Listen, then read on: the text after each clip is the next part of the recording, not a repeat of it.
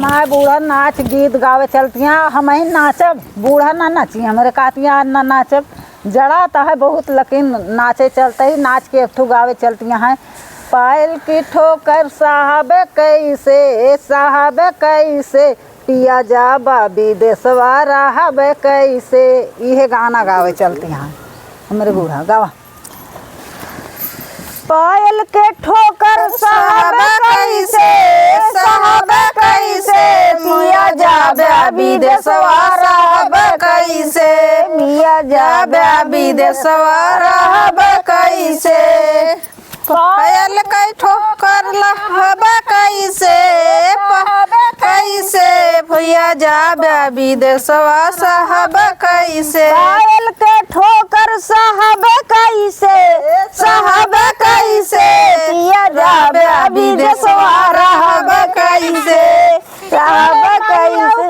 बोली साहब कैसे, साहब कैसे, राजा जा विदेशवा राहब कैसे। तोरी माया के बोली साहब कैसे, साहब कैसे, पिया जा विदेशवा राहब कैसे। तोरे अम्मा के बोली साहब कैसे, साहब कैसे, राजा जा विदेशवा राहब कैसे। तोरी अम्मा के बोली साहब कैसे, साहब कैसे, राजा जा विदेशवा राहब कैसे।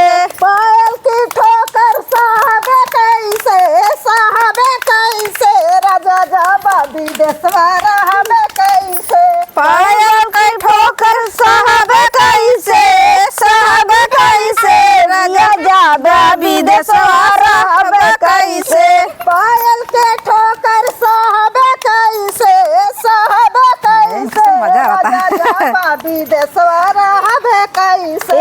राजा जा विदेशवा राहब कैसे, राजा जा विदेशवा राहब कैसे। तोरे भाभी के बोली साहब कैसे, साहब कैसे, राजा जा विदेशवा राहब कैसे।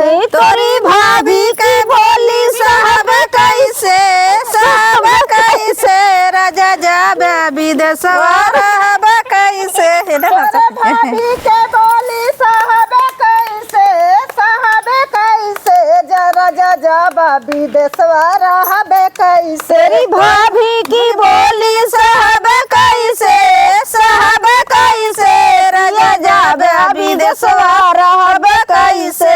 हमारे भाभी के बोली साहू रानी, साहू रानी, हम जाबे विदेशवा राहू रानी। हमारे भाभी के बोली साहू रानी, साहू रानी, हम जाबे विदेशवा राहू रानी। हमारे भाभी के बोली साहू रानी, साहू रानी, हम जाबे विदेशवा राहू रानी। हमरे भाभी के बोली साहू रानी, साहू रानी, हम जाबे विदेशवा राहू रानी। पायल की ठोकर साहब कैसे, साहब कैसे, राजा जा विदेशवा राहब कैसे। पायल की ठोकर साहब कैसे, साहब कैसे, राजा जा विदेशवा राहब कैसे। तोरे बहिनी के बतिया सुनब कैसे, सुनब कैसे, राजा जा विदेशवा राहब कैसे। तोरी बहनों की बोली साहब कैसे, साहब कैसे, पिया जा विदेशवा राहब कैसे।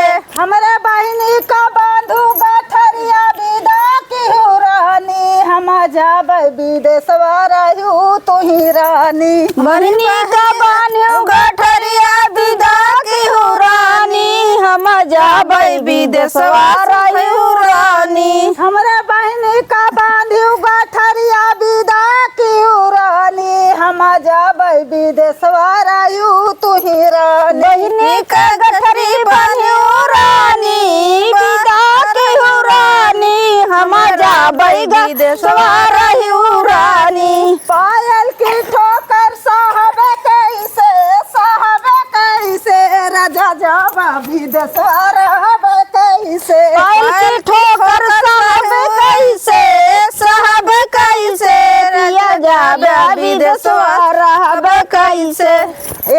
सब दीदी बहनी हरे से सबसे नमस्कार करते ही नए साल के हार्दिक शुभकामनाएं। हार्दिक शुभकामना हमारा पूरा करत जाए। ओकरे बाद हमारा वीडियो पूरा शेयर करा, लाइक करा और भैया अपने सबके लगे ले पहुँचावे कोशिश करत जा। बहुत मेहनत करते यार और का कहते नए साल की था बहुत खुशियाँ मनाए के तो वीडियो बनाए। हमारे पता एक सास फूले गावत गावत भैया ध्यान दे बस नाचत और बहुत खुशियाँ मनाए ही नए साल के दिन। इस वीडियो डाले ना रहे लेकिन आज डाले ही एक हमारा वीडियो इतना देखत जा कि हम वीडियो देख के खुश हो जाए। हम 3 जनी सास पतो और सब जन।